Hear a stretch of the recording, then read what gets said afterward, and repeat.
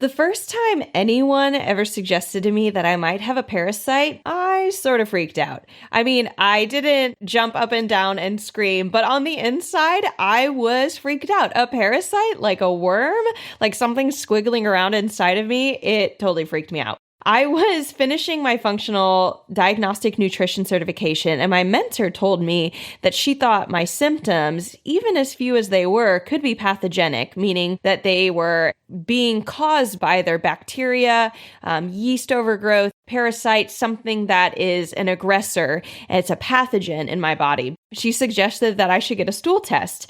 And I didn't really want to. I was really proud of my health. You guys have listened to numerous levels and variations of trying things, everything from the low FODMAP diet to then making my breakthrough with getting craniosacral therapy and visceral manipulation. But overall, I have significantly fewer symptoms. I sleep through the night. My energy's much better than it used to be throughout the day. I wake up feeling refreshed. I don't have all the food sensitivities that I used to. I can eat pretty much whatever I want. I don't have quick feelings of fullness. I feel pretty good.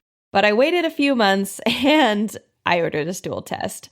And in July of this year, 2020, I learned the truth. I have a parasite. It is a microscopic parasite. When I first heard the word parasite, I assumed it was like a worm or something visible and squirmy and squiggly in my gut, but really there are actually parasites that are microscopic, just like bacteria. And my parasite was called Blastocystis hominis.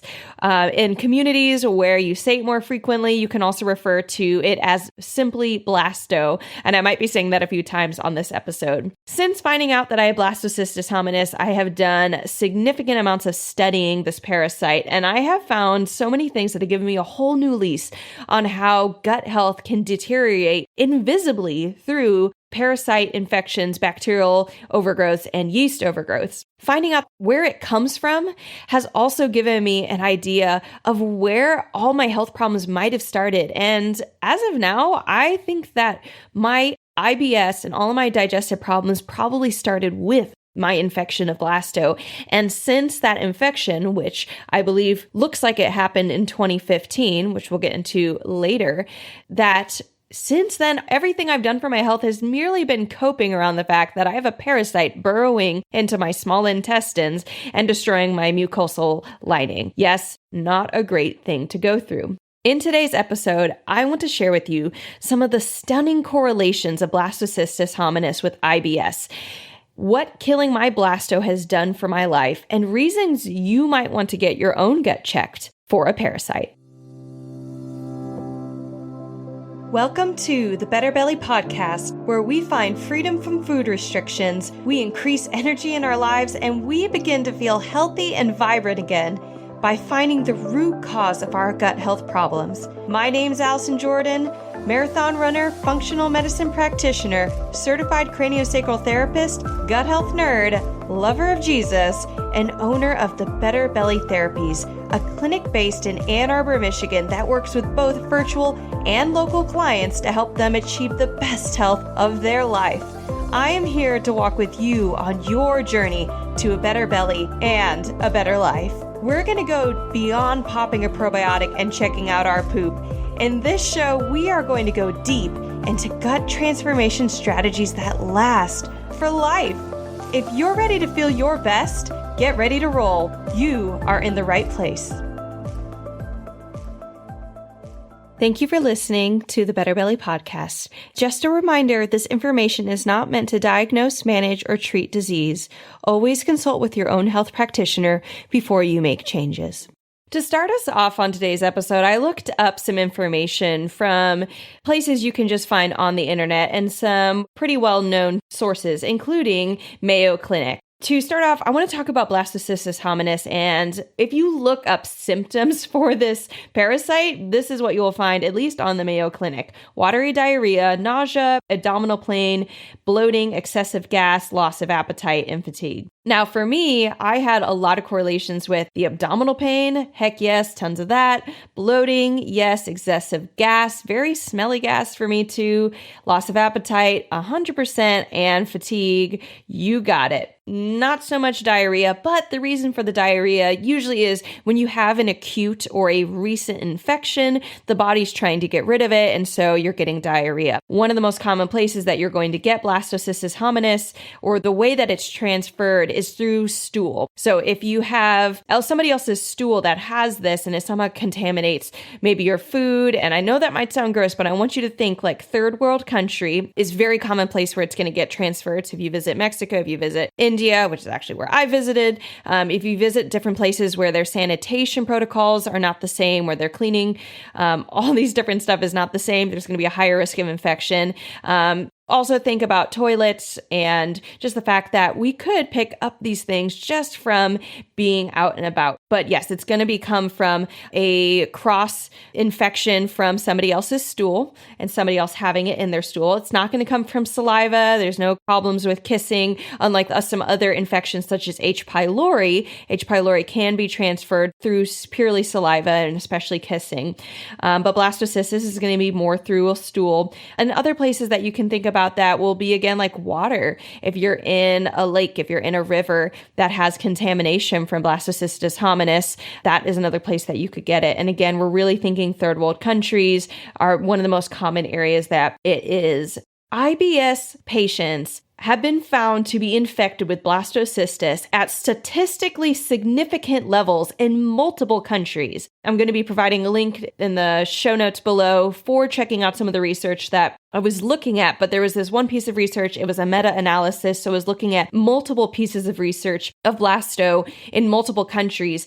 And in Italy, there was an 18% correlation. They just took basically anybody who had IBS and they did a stool test and they said, hey, do you have blastocystis hominis? At the same time in Italy, 18% of the people had that. In Pakistan, 46% of random people who'd been diagnosed with IBS had blastocystis. In the UK, 38%. 38% in the UK, which is a first world country, very similar to America. When they just took a random sampling of a bunch of people with IBS, 38% of them had blastocystis hanging out in the background. And while there were no studies that are looking at America and in the US, they didn't do any similar study where just a random hundreds of IBS patients given a stool test and seeing if they had any parasites in them. What we do know, and some of the research that this article referred to, is that blasto is the most prevalent monoinfection in symptomatic patients in the US.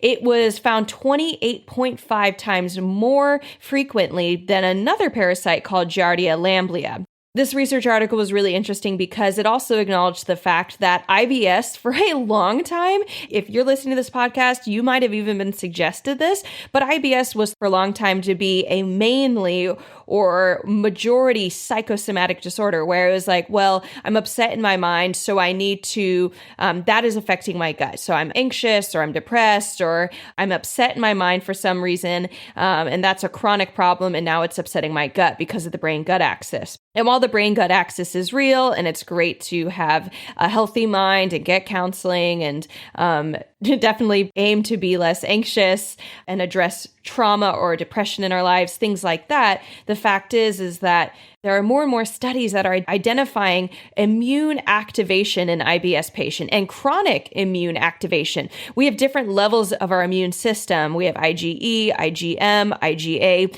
and some of them are more acute where you'll see, for example, IgA flare up if it's a more recent immune response, but then some of them are going to be more long-term. IgA and IgE, those are going to say, hey, this person's been having a chronic long-term immune response to something in the body. And there's different formats of that. You can find out potentially what it's upset about, whether it's food, a parasite, but you can even just look at the overall in the blood. What are those levels and what are they responding to? Or at least, is there a chronic elevated immune response opposed to it's all in your head, just stop being less stressed.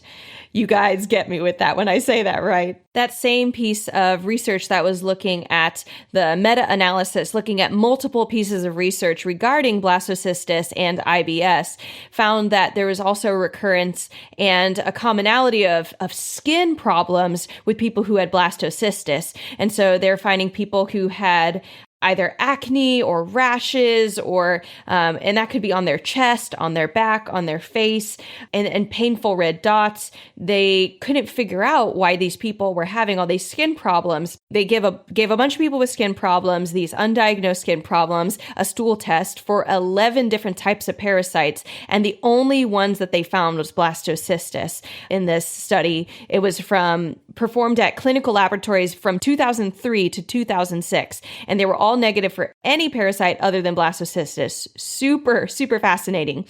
These people were also given colonoscopies, endoscopies, which if you're listening to this, you might have gone through those. I know I have. And they were given gluten challenge tests, and those were all negative. So they weren't getting these skin problems from other problems that would show up on a colonoscopy or an endoscopy, or they were getting skin problems because they were sensitive to gluten. They ruled out several other kind of major factors that doctors generally are going to look for when they're looking at gut health. And all these people showed up negative, except for the blastocystis hominis. Their infections were unresponsive to a bunch of traditional medications, and they were found out that it was parasites that was causing skin problems, like really, really chronic skin problems. Other things this piece of research found, and I know I already mentioned that blastocystis is more commonly acquired when traveling abroad. This is probably attributed to, as I already said, poor hygiene, exposure to animals, consumption of contaminated food or water. But a couple studies in this meta-analysis found that travelers' diarrhea had a high prevalence of blastocystis at the root. And other studies found about 25% to 75% of those with blastocystis. So people who come back to the US, they are found to have blastocystis by their doctor. And then 25 to 75% of those people had a history of recent foreign travel upon finding that they had this parasite. So there was one study that they did in Nepal where, and this is just the meta-analysis sharing what they found. There was one study that they did in Nepal where they found that blastocystis and travelers' diarrhea had no correlation. But that isn't to say that in other studies they did find a correlation. So, and it makes sense. You guys at the beginning kind of shared about how some of the symptoms that Mayo Clinic says you'll have with blastocystis is that diarrhea, nausea, abdominal pain, bloating, excessive gas. Well, the problem is that a lot of doctors, and you're like, well, okay, if I've had all these problems and there's research out there that says that there's a correlation between this parasite blasto and IBS, why have I not been checked? That is a great question, because let me tell you, I was never checked for a stool test by my doctor. I mean, literally, guys, I have been on my own personal journey for years, and it's only until I took my own initiative to do a stool test on me that I found it. And let me tell you, the results have been phenomenal. But before we get to the results, the big question and what I want you guys to understand, because all the time you guys are asking me, can I get my doctor to do this test for me? What do I have to tell them? Or I'm being told, hey, I asked my doctor to do this test. And that includes tests on parasites and pathogens, food sensitivity test, hormone test, lots of tests that doctors won't run. But the reason for that is that blastocystis in general, in the medical community, in the conventional medical community, is considered to be an acute pathogen. Basically, your body gets it and you get some short-term symptoms of this diarrhea. Maybe it's traveler's diarrhea. You don't feel well. You're fatigued. It's like classic, I traveled abroad, ate something I shouldn't, and I feel horrible. You get sick, you get over it, you come back to the US, you're done. That is the narrative for blasto. Unfortunately, what it seems to be happening and what conventional medicine is not agreeing upon, but what a lot of more functional medicine doctors are seeing, is that blasto becomes a chronic condition. So you have your initial infection where the blasto is causing chaos. Your body's like, oh my gosh, why do I have a parasite in me? And then you have it for a couple months. The body kind of adjusts. It contains the blasto, sort of. And so your body actually copes to having a parasite in it. It says, okay, guys, this is the new norm. We couldn't get rid of it, but it's sort of contained, and we're just going to try and not freak out anymore. Simultaneously, blasto, as well as pretty much all other pathogens, parasites, yeast, bacteria, they all kick out toxins to keep us weak. So a lot of times with people who have parasite infections, let alone bacterial overgrowths or yeast overgrowths, have depressed immune systems. And sometimes the depressed immune system is because of something else in their life. Could be heavy metals, could be stress, could be food sensitivities, things like that. But sometimes that suppressed immune system is because the actual infection is kicking out toxins so that the immune system can't respond. And that's how they make their home. That's how you start noticing you get sicker more frequently. You can't fight off colds as well. You might be having more allergy problems, sinus problems. You're having your first seasonal allergies. All these different things kind of pop up. And that's because the parasite or the other pathogenic infection is suppressing your immune system, and you cannot fight things off the way you used to. There's an interesting, and I can even just read you from the report in the research. It says, remarkably, many laboratories do not report blastocystis in their labs. So basically, they don't even look for it because of a long-held view that by some in the medical community that blasto is always non-pathogenic. So they just see it as something that gets into your body and it's not trying to harm you. So that's why laboratories, like a lot of conventional medicine, doesn't even look for it. Some more chronic and long-term problems that they've seen with blasto that this article mentions that like other pieces of research have found is altered gut reactivity. So they're talking about motility of the colon or the small intestine. And so that means when you're trying to push food along, this is altered gut reactivity. So it's either that could be higher reactivity where you're pushing things too quickly and getting diarrhea. That could be lower gut reactivity. And so you're not passing food through as well. That can result in bloating, quick feelings of fullness, constipation. But basically, when you have this parasite, this is a chronic long-term result that they've noted in research. You're going to have a higher or lower response to psychological stimuli. There's going to be typically an increase in hypersensitivity of your viscera or your organs, so that increased sensation of pain. I mean, imagine like when you get a sunburn, the same shirt or the same clothing that you would put on that used to not bother you now bothers you a lot. And so you have this parasite in your gut. It's burrowing into your intestinal walls. It doesn't make you feel great. And then you can also have a chronic immune activation. So some of the things we just mentioned, but just noting that this is stuff that they found in this meta-analysis of multiple pieces of research on blasto and IBS. So how does this connect with my story?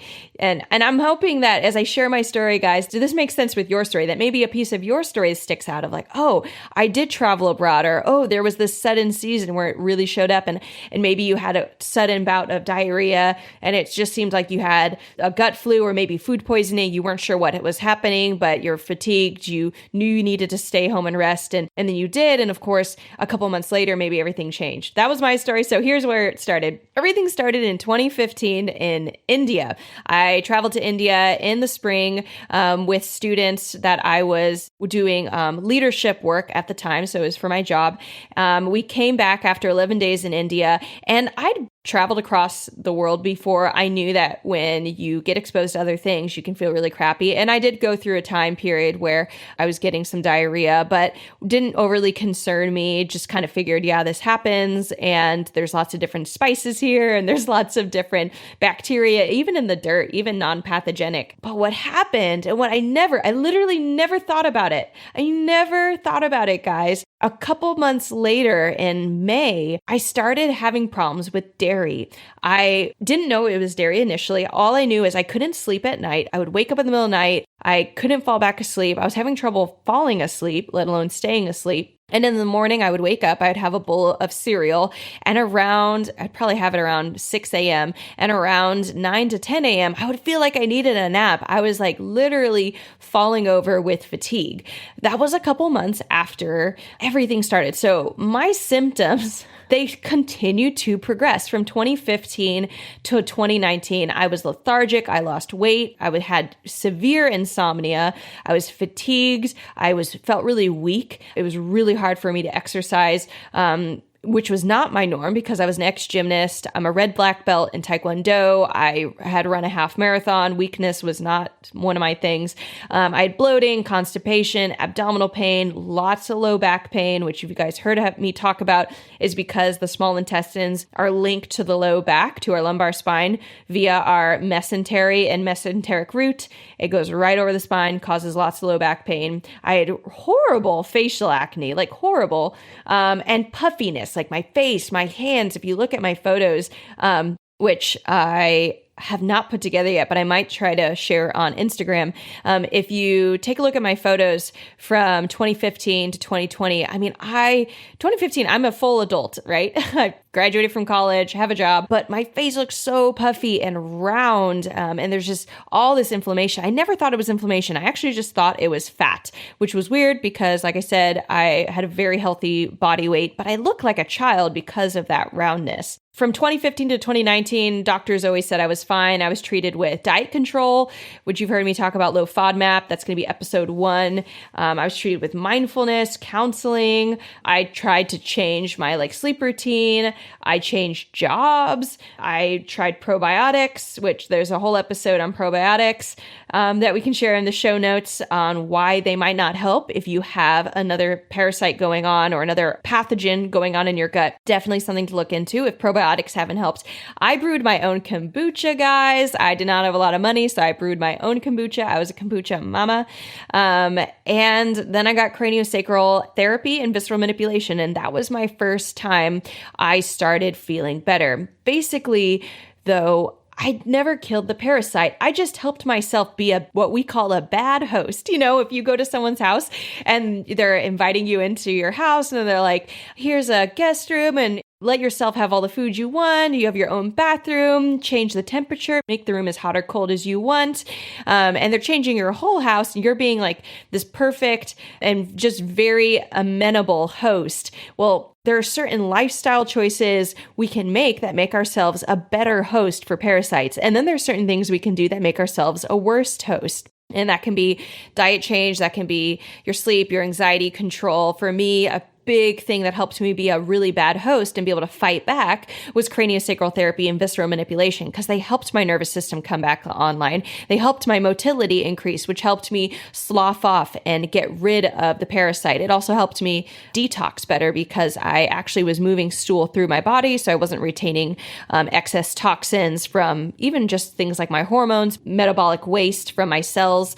I was actually able to use my detox pathway of stool the way I should be able to. But the problem was it still was there. So I dealt with my health in layers, continued to slowly see myself progress. But I really wonder, guys, if someone had the idea to get a stool test for me when in 2015 or 2016, if I'd gotten the cranial and visceral, but then also killed this parasite, how much more quickly would I have healed? My journey's been about 5 years. I know many people who've had longer health journeys, 10 years, 20 years, trying to figure out everything from IBS to Hashimoto's and hypothyroidism, when there are other things going on that are causing these problems and no one's looking at them. This is when we are talking about root problem health, root cause. What is causing the skin problems? Let's not just throw creams on it. Let's look at the gut, because the gut and the skin are very, very closely linked. If the gut's not getting rid of stuff or dealing with toxins, dealing with things that are going to cause an immune response, whether that's foods that the body is sensitive to or that's a pathogen or toxins, the skin is another detox pathway, and the skin will deal with it. Unfortunately, when the skin deals with it, the skin gets irritated, it turns red, it can get itchy, it can get hot. There can be acne because of all this excess toxin that the skin's not quite meant to handle, but it will handle as a way to preserve you. So definitely super strong connection to the skin. So fast forward July 2020, I take this stool test because I've got some mild symptoms and I'm also a bit of a dork and nerd. And I'm like, I want to know if I have a parasite. I totally have a parasite, totally blown away. I have yet to find anyone in my work who has blasto, but no one in my work has mirrored any of my symptoms quite the same. We've found a couple parasites, lots of H. pylori, lots of bacterial overgrowth, a little bit of of yeast overgrowth, such as candida. But really, you want to know when you're thinking about your gut health, you don't want to just throw some supplements at yourself and say, I'm just going to deal with it. I think it's a parasite. Because the truth is, I had another person who, if I just thrown parasite stuff at her, would not have killed her candida. And that's what she had. She also is going to need to change her diet in a different way with a different type of overgrowth. And so you really, really want to know what is actually in your gut. And the best way to do that is a test. For me, in my practice, we're using the GI map by Diagnostic Solutions. It's a fantastic test. There's other tests out there that do work. And if you find someone who does functional medicine, maybe find an integrative doctor or integrative healthcare professional. They usually have their own tests they prefer and hook you up. But here's my story, because you might be wondering, okay, Allison, what changed? Because I'm recording this after I've done all of my supplements and killed my pathogen. You don't use an antibiotic. The doctors do have pharmaceuticals you could take if you want to kill it that way, but they're really harsh on the gut and they can actually create more problems. They can create allergic reactions. They can create autoimmune responses, just can really create a lot of chaos. So I took herbal remedies to kill the pathogen. And I remember telling during the process, here's a couple things that was happening on my day-to-day basis. I would wake up and I would roll over and look at my husband and I would say, my stomach isn't in pain. I was so used to in the morning having pain. I would do a couple visceral stretches to help open things up. I'd get a couple pops. And I just knew that my small intestine in particular was getting really, really wound up overnight, very, very tight. And parasites are most active at night, partly because you're asleep. And so you're not dumping water into them and food, partly because they tend to be a more nocturnal species. They respond to our melatonin. They know, hey, it's nighttime. She's got increased melatonin, time to wake up. They go and do their thing. And so they're responding to our circadian rhythms the same way that we respond to our circadian rhythms. Other thing that happened is I actually felt hungry less often, which was remarkable. I have this problem that I noted that I really felt like if I was starting to get fatigued or if I hadn't eaten in a while, I'd get a small headache or I would kind of get grumpy and felt like I wasn't monitoring or my body wasn't handling its own glucose very well, which was really surprising to me. And so it was really hard for me to miss meals. It was really hard for me to even go from meal to meal without just a little snack, a little something. And that's probably just with your small intestines can cramp up more often if there is a pathogen there. The pathogen itself can also want food. And so it could also create a response where it's like, hey, buddy, we want to eat more.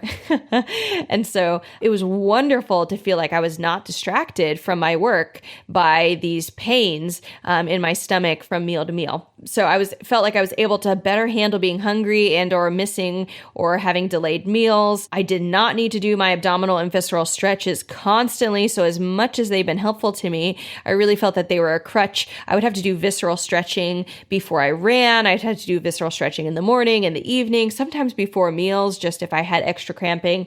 I had a faster running pace, guys. I shaved off a 30-second in my running pace for my minute per mile. I was running at about a 9:30 pace, which is fast for me, guys. And I shaved it down to a 9-minute running pace in 2 weeks. I mean, it was incredible. I felt lighter. I had more energy. I wasn't having energy dips during the day.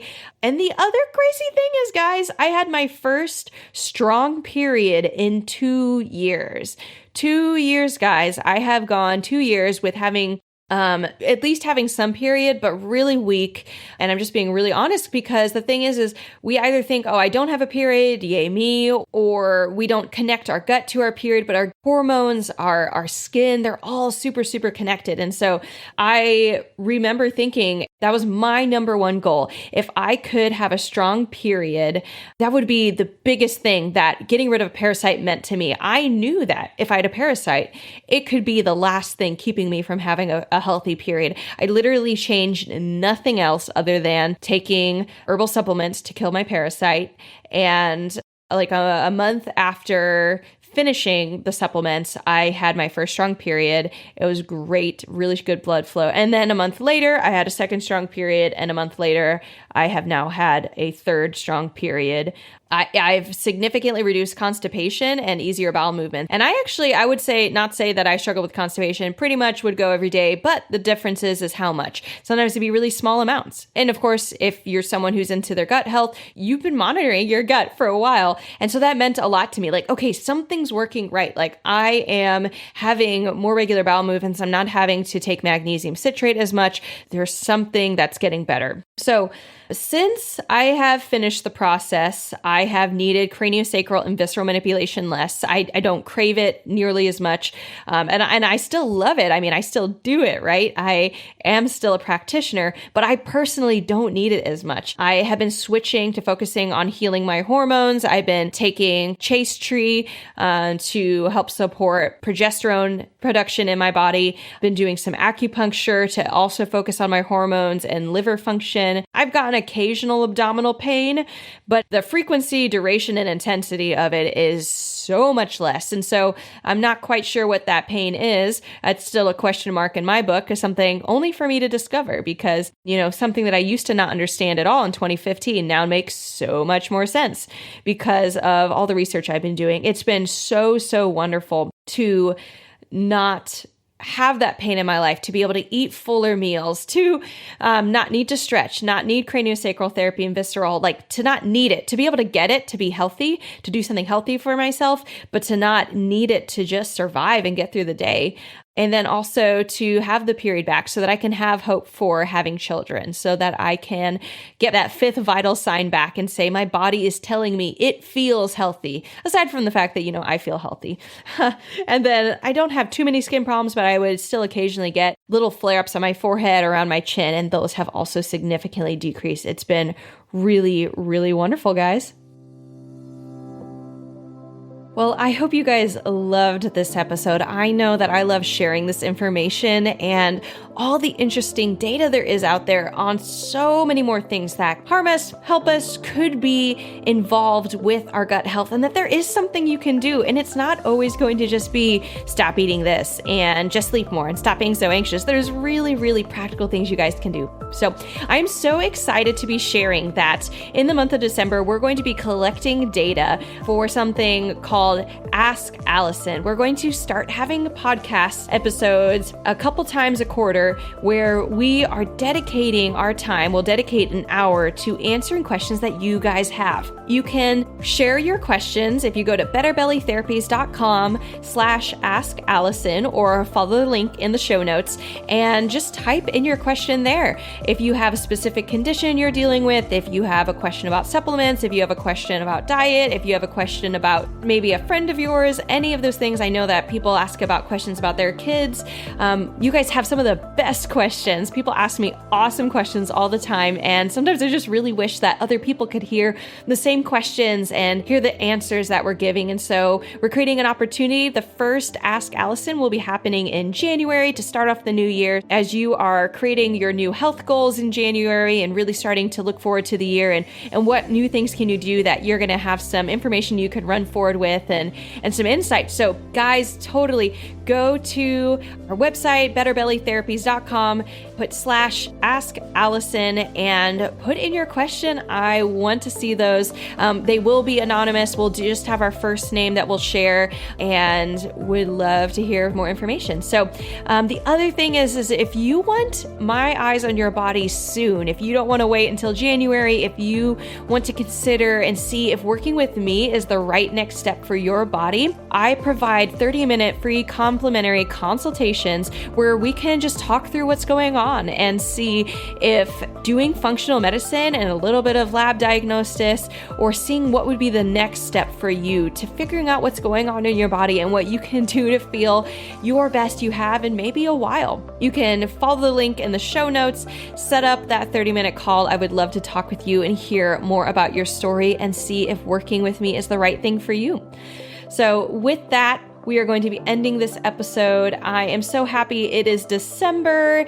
Here in Michigan, it is starting to snow around this time, and it's cold. It's a great time for hot chocolate and reading, and I love this season to be reflecting on what's happened this year and ways that you want to improve and grow. I know this has been a really hard year with COVID and just being really potentially set apart from people and things we're used to being able to engage with, but that doesn't mean that you can't move forward. In this month in December, we're going to be focusing all of our episodes on helping you reflect on this past year, handle the stress of the holidays, and continue to be healthier and better than ever. I love you guys. I really hope that this year and this month we get to engage with you guys and engage in the community and continue to be moving towards health together. So if you love this episode, I'm so excited to share that we have more coming down the line. Subscribe to our episode on your podcast listener so that you never miss what is coming out. And if this episode made you think of a friend, can I ask that you take a screenshot and send it to them? I cannot count how many times when I tell someone I'm a gut health therapist, they say, "Oh, I know someone who needs to talk to you." So send that friend a love note to their gut and pass this podcast along to them. Other ways that you can support us is by leaving a rating and review. We love it when our supporters get to share with other people about the things that impact them on the podcast, the things that they learn, and it really helps other people know that we're a trustworthy source with really fruitful, beneficial information. If you've loved this episode or any of our other episodes, I would so appreciate it if you would leave us a rating and review on your podcast listener. Other ways you can stay connected with us is by following us on Instagram and Facebook at Better Belly Therapies. We love connecting with our listeners, and it means so much if you drop by and said hi.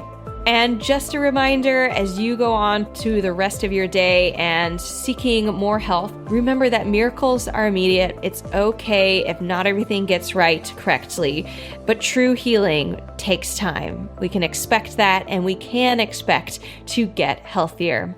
Have a great day, guys.